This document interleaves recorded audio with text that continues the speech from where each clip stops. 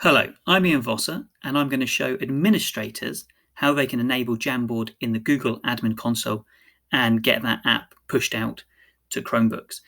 So this video is for people who are administering the Google Admin Console. So if you're a teacher or a learner, check out some of the other videos on how to use Jamboard, or speak to your administrator about getting it switched on. Okay, so the first thing you need to do is hop into your Google Admin Console. I've got a new tab open here. I'm going up to the App Selector. And when the App Selector loads, I'm heading down to the Admin option. I could, of course, just type in admin.google.com to be able to access this as well. So I want to make sure that Jamboard is switched on. So if I go into Apps, and once Apps is loaded, it's a core G Suite service, this. So there's 13 core G Suite services at the moment. I'm heading into there.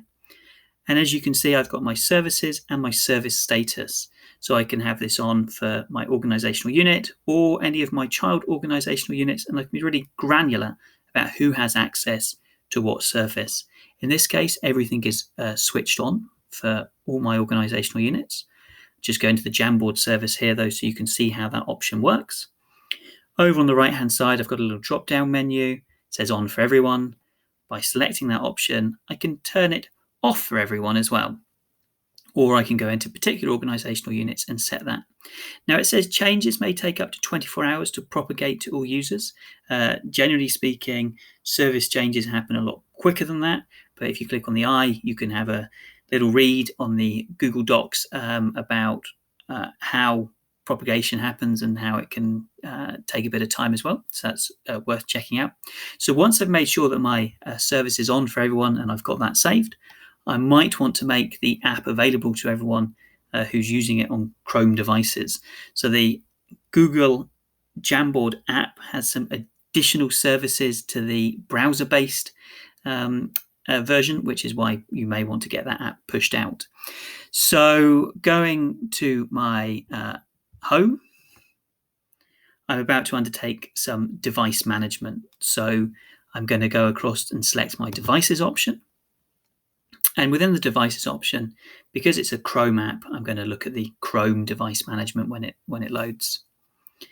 So the Chrome management is on the left-hand side as an option. So we'll dive into there.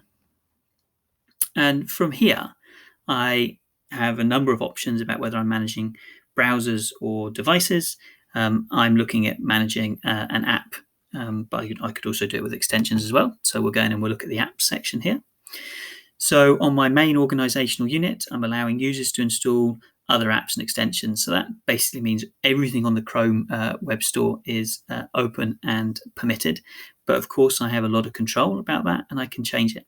So in this case, the reason I'm adding Jamboard is so that I can force the install on all the devices. So I've got a plus button just down here on the bottom right-hand corner, and that allows me to add something to this installation policy window.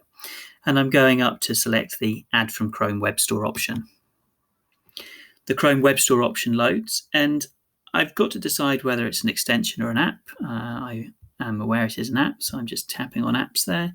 And I'm searching within this apps option. The search function, of course, works across all the areas, but I like to narrow my searches down where possible.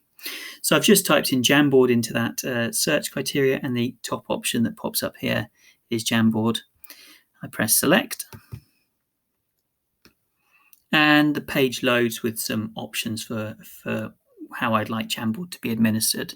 So the default is just allowing install. Well, actually, I want to do a bit more than that. I want to be able to force the install, and I could force the install and pin the app to the bottom of their device to make it really easy to access.